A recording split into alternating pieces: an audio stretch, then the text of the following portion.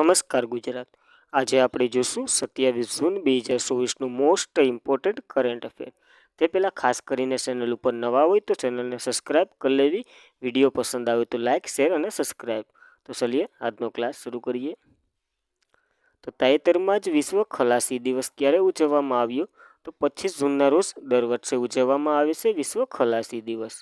તો તાજેતરમાં જ વિશ્વ ખલાસી દિવસ 25 જૂને ઉજવવામાં આવ્યો. આ તો કે AIMO એટલે કે ઇન્ટરનેશનલ મેરીટાઈમ ઓર્ગેનાઇઝેશનના માનમાં ઉજવવામાં આવે છે, જેની રચના તો કે 1998માં થઈ હતી. એનું હેડક્વાર્ટર તો કે લંડન UK ખાતે આવેલું છે. તો ખાસ કરીને યાદ રાખવું. અને આની સાથે સાથે તો કે વિશ્વ દરિયાઈ દિવસ તો કે સપ્ટેમ્બરના છેલ્લા ગુરુવારે અને રાષ્ટ્રીય દરિયાઈ દિવસ તો કે 5 એપ્રિલે ઉજવવામાં આવે છે. તો આની સાથે આ બે દિવસો પણ યાદ રાખવા, ખલાસી સાથે દરિયાના દિવસો.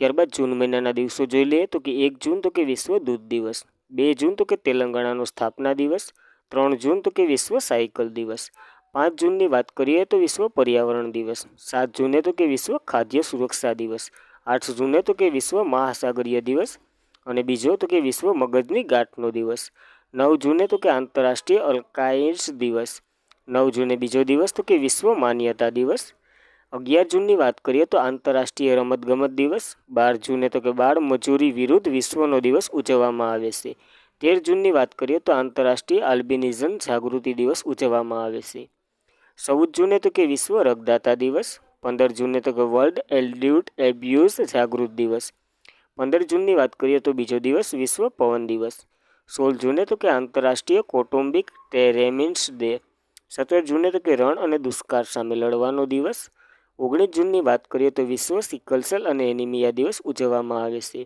જ્યારે 20 જૂને તો કે વિશ્વ શરણાર્થી દિવસ ઉજવાય છે. 21 જૂનની વાત કરીએ તો આંતરરાષ્ટ્રીય યોગ દિવસ, વિશ્વ સંગીત દિવસ અને વિશ્વ હાઇડ્રોગ્રાફી દિવસ ઉજવવામાં આવે છે, જ્યારે 23 જૂને તો કે સંયુક્ત રાષ્ટ્ર જાહેર સેવા દિવસ ઉજવવામાં આવે છે અને હાલ તો કે 25 જૂને આપણે ખલાસી દિવસ ઉજવ્યો છે. તો ખાસ કરીને જૂન મહિનાના દિવસો યાદ રાખવા. ત્યારબાદ તાજેતરમાં રાજ્યસભાના ગૃહના નેતા તરીકે કોની પસંદગી એટલે કે નિમણૂક કરવામાં આવી છે? તો જયપ્રકાશ નડ્ડાની નિમણૂક કરવામાં આવી છે રાજ્યસભાના ગૃહના નેતા તરીકે. તાજેતરમાં જ રાજ્યસભામાં ગૃહના નેતા તરીકે જયપ્રકાશ નડ્ડાની નિમણૂક કરવામાં આવી છે. હવે જયપ્રકાશ નડ્ડા એ આપણા સ્વાસ્થ્ય મંત્રી અને ભાજપના રાષ્ટ્રીય અધ્યક્ષ છે, જે હમણાં જ રાજ્યસભાના ગૃહના નેતા બન્યા છે, જ્યારે તે તો કે પિયુષ ગોયલનું સ્થાન લેશે. અને કોંગ્રેસના પ્રમુખ મલ્લિકાર્જુન બોય જે રાજ્યસભામાં વિરોધ પક્ષના નેતા બન્યા છે, જે કોંગ્રેસના છે મલ્લિકાર્જુન. અને જેપી નડ્ડા ગુજરાતમાંથી રાજ્યસભાના સાંસદ બન્યા છે. કયા સ્થળેથી બન્યા છે તે તમારે કોમેન્ટ કરવાનું છે. જ્યારે રાજ્યસભાને રાજ્યની પરિષદ તરીકે પણ ઓળખવામાં આવે છે અને આપણું ઉચ્ચ સદન છે એટલે કે ઉપડું ગૃહ છે. જ્યારે 18મી લોકસભાના સ્પોટેન સ્પીકર તરીકે ભરત હરી મહતબાની નિમણૂક કરવામાં આવી હતી રાષ્ટ્રપતિ દ્વારા. જ્યારે ભારતના રાષ્ટ્રપતિ તો કે દ્રૌપદી મુર્મુ છે. આજે બન્યા તે આપણે સમયગાળો કંઈ યાદ નથી રાખવાનો. જ્યારે રાજ્યસભાના અધ્યક્ષ તરીકે જયદીપ ધનખડ છે અને ઉપાધ્યક્ષ તો કે હરિવંશ નારાયણ સિંહ છે. જ્યારે પ્રધાનમંત્રી તો કે નરેન્દ્ર મોદી છે. ત્યારબાદ સંસદના બાબતોના મંત્રી તરીકે કિરણ રિજ્જુ છે અને ગૃહના નેતા જયપ્રકાશ નડ્ડા હાલ જોયા. જ્યારે ગૃહના ઉપનેતા તરીકે નિર્મલા સીતારમણ બન્યા છે અને વિરોધ પક્ષના નેતા તરીકે મલ્લિકાર્જુન ખડગેડે. જ્યારે વિરોધ પક્ષના ઉપનેતા તરીકે પ્રમોદ તિવારી અને સેક્રેટરી જનરલ જે પ્રમોદ ચંદ્ર મોદીના સેક્રેટરી જનરલ તરીકે બન્યા હતા.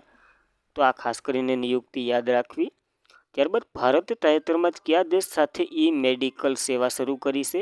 તો ભારતે બાંગ્લાદેશ સાથે મેડિકલ સેવા શરૂ કરી છે, કારણ કે બાંગ્લાદેશના રાષ્ટ્રપતિ હસીના આપણા દેશની મુલાકાતે છે અને આમાં ઘણા બધી કરારો થયા છે. તો ભારતે તાજેતરમાં જ બાંગ્લાદેશ સાથે મેડિકલ સેવાઓ શરૂ કરી છે. જ્યારે તબીબી સેવાઓ અને ભારત અને બાંગ્લાદેશ વચ્ચે ચાલતી હોય ઘણા પ્રોગ્રામો જોઈ લઈએ તો ગ્રીન પાર્ટનરશિપ પ્રોગ્રામ, નવી એસેમ્બલી, અવકાશી ટેકનોલોજી, વાદળી અર્થતંત્ર, ડિજિટલ ભાગીદારી વગેરે આપણે અને બાંગ્લાદેશ બંને સાથે મળીને વિકસાવીએ છીએ. તો ખાસ કરીને આ યાદ રાખવું સેવાઓ અને પહેલો. ત્યારબાદ બાંગ્લાદેશ વચ્ચે જોઈએ તો તેનું ચલણ તો કે ટકા છે, જ્યારે રાજધાની તો કે ઢાકા છે અને PM તો કે શેખ હસીના છે અને પ્રમુખ તરીકે મોહમ્મદ શાહાબુદ્દીન છે. જ્યારે ભારતના મહત્તમ સીમા તો કે બાંગ્લાદેશ સાથે ધરાવે છે. કેટલી? આપણે યાદ રાખેલું છે ભૂગોળમાં 52 MBA લાઇનમાં છે ક્રમો આધારિત દેશો. જ્યારે ભારતની મહત્તમ સીમા બાંગ્લાદેશ સાથે છે અને બાંગ્લાદેશનું જૂનું નામ તો કે પૂર્વ પાકિસ્તાન હતું અને બાંગ્લાદેશની રચના તો કે 1971માં કયા દેશથી અલગ થઈ હતી તો કે પાકિસ્તાનથી અલગ થઈ હતી. જ્યારે તો કે આને પૂર્વ પાકિસ્તાન આપણે જોયું એમ ઓળખવામાં આવતું અને બિમસ્ટેકનું હેડક્વાર્ટર તો કે ઢાકા બાંગ્લાદેશ ખાતે આવેલું છે. તો આ બાંગ્લાદેશ વિશે એટલી માહિતી યાદ રાખવી. ત્યારબાદ તાજેતરમાં કયા ભારતીય શહેરને વર્લ્ડ કાફ સિટીનો ટેગ મળ્યો છે તો શ્રીનગરને મળ્યો છે વર્લ્ડ કાફ સિટીનો ટેગ. તો શ્રીનગર જમ્મુ અને કાશ્મીરને વર્લ્ડ કાફ કાઉન્સિલ તરફથી વર્લ્ડ કાફ સિટીનો ટેગ મળ્યો છે અને આ ટેગ તો કે હેન્ડલૂમ એન્ડ હેન્ડીક્રાફ્ટ સેક્ટરીને પ્રોત્સાહન આપશે, જેનાથી જમ્મુ અને કાશ્મીર પ્રદેશમાં પ્રવાસ અને ઇન્ફ્રાસ્ટ્રક્ચર વિકાસને ફાયદો થશે. એટલે કે જમ્મુ કાશ્મીરને ફાયદો થશે આનાથી અને તેનાથી તો કે શ્રીનગરની કામગીરી માટે નવા બજારો, નવી તકો ખુલશે. અને અગાઉ તો કે શ્રીનગરની વાત કરીએ તો 2021માં યુનેસ્કોએ ક્રિએટિવિટી સિટી તરીકે માન્યતા આપી હતી. હાલ તો કે વર્લ્ડ કાફ સિટી તરીકે ટેગ આપ્યો છે. ત્યારબાદ શ્રીનગરની મુખ્ય હસ્તકલાની વાત કરીએ તો પેપર માર્ચ હસ્તકલા, નામદા શિલ્પ હસ્તકળા, પશ્ચિમ શાલ, ખગોરોટીનું લાકડાનું કોતરકામ વગેરે સરસામાં રહેલા એટલે કે ફેમસ છે અહીંયાના હસ્તકળાઓ. જ્યારે વર્લ્ડ ક્રાફ્ટ કાઉન્સિલ તે વૈશ્વિક કામગીરી અને પરંપરાગત હસ્તકળાને સંરક્ષણ અને પ્રસાર અને પ્રગતિ માટે એક આંતરરાષ્ટ્રીય બિલ લાભકારી સંસ્થા છે, જેની સ્થાપના તો કે 1966માં થઈ હતી. જ્યારે એક પ્રશ્ન જોઈ લઈએ તો કે યુનેસ્કો દ્વારા ભારતમાં પ્રથમ સાહિત્ય શહેર તરીકે કયા શહેરની માન્યતા આપી હતી તો કેરળનું કોઝિકોડ છે એ. ને બીજા નંબરનું તે તમારે કોમેન્ટ કરવાનું છે શહેર તરીકે. ત્યારબાદ તાજેતરમાં જ આંધ્રપ્રદેશના વિધાનસભાના અધ્યક્ષ તરીકે કોની નિમણૂક કરવામાં આવી છે તો અયન્ના પાંડુત્રીની નિમણૂક કરવામાં આવી છે. ક્યાંના તો કે આંધ્રપ્રદેશના વિધાનસભાના અધ્યક્ષ તરીકે અયન્ના પાંડુત્રી બન્યા છે. તો ખાલી વન લાઇનર સ્વરૂપે યાદ રાખજો. જ્યારે આંધ્રપ્રદેશની વાત કરીએ તો રાજધાની તો કે અમરાવતી છે, મુખ્યમંત્રી તો કે એન ચંદ્રબાબુ નાયડુ છે અને ગવર્નર તો કે એમ અબ્દુલ નઝીર છે. તો ખાસ કરીને એટલું આંધ્રપ્રદેશ વિશે યાદ રાખવું. ત્યારબાદના નવા સીએમઓની નિમણૂક થઈ અથવા તો તેની થઈ હતી. હમણાં જ હાલ ઘણા દેશોમાં ચૂંટણી અથવા તો ગમે એ યોજાઈ, ગઠબંધનની સરકાર તૂટી હોય અને બની વગેરેના સીએમઓ જોઈ લે નવા. તો રાજસ્થાનના તો કે ભજનલાલ શર્મા, મધ્યપ્રદેશના તો કે મોહન યાદવ, છત્તીસગઢના તો કે વિષ્ણુદેવ શાહી, મિઝોરમના તો કે લાલ દુહોમા, તેલંગાણાના તો કે રેવંત રેડ્ડી, જ્યારે સિક્કિમના તો કે પ્રેમસિંહ તમસ, હરિયાણાના તો કે નાયબ સૈની, જ્યારે ઝારખંડના તો કે સંપાઈ સોરેન, ઓડિશાના તો કે મોહન શરણ માંઝી, જ્યારે આંધ્રપ્રદેશના તો કે ચંદ્રબાબુ નાયડુ અને અરુણાચલ પ્રદેશના તો કે પેમા ખાંડુ બન્યા છે. તો નવા સીએમઓ યાદ રાખવા ખાસ કરીને. ત્યારબાદ તો કે તાજેતરમાં જ કયો દેશ ચંદ્રની અંધારી બાજુથી માટી લાવી અને પ્રથમ દેશ બન્યો છે તો ચીન બન્યો છે. હમણાં જ આપણે જોયું હતું તેને એક મિશન લોન્ચ કર્યું હતું. કયું હતું તો કે Chang'e-6 હતું, જે તો કે ચંદ્રની જે અંધારી એટલે કે જ્યાં પ્રકાશ નથી પડતો એ બાજુથી માટી લાવી દીધી છે અને પછાડી છે. તો કયું મિશન હતું તો કે Chang'e-6 હતું. અને જ્યારે ચીનની વાત કરીએ તો તે ચંદ્ર પર માણસ મોકલવાની વાત તો કે 2030ની કરી છે. અને Chang'e-7 મિશન જે એમાં એક કેમેરો બનાવવાના છે, જેમાં ઇજિપ્ત અને બહેરીન બંને જોડાયા હતા દેશો. જ્યારે ચીન અને ફ્રાન્સ વચ્ચે તો કે તારાઓની શોધ અને તેમની ઓલી કરવા માટે એક મિશન લોન્ચ કર્યું હતું. 2-3 દિવસ પહેલાં આપણે કરંટ અફેરમાં જોયું હતું. એ મિશનનું નામ શું છે તો તમારે કોમેન્ટ કરવાનું છે. ત્યારબાદ ચીનની વાત કરીએ તો કેપિટલ બેઇજિંગ છે, ચલણ તો કે રેમિનબી છે, રાષ્ટ્રપતિની વાત કરીએ તો શી જિનપિંગ છે. તો ખાસ કરીને યાદ રાખવું ચીન વિશે એટલું.